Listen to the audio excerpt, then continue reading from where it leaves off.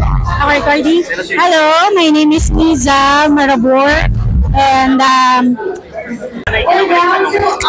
kinokollect ako may 5950 kasi medyo nagsawa na ako sa ibang iba-iba naman.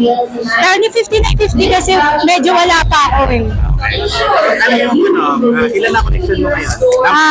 Siguro mga 300 plus. Wow, 300. Oh. Mix yun, fitted siya sa kanila. Yeah, fitted, mix. And then, ano marirecommend mo sa mga bagong collectors?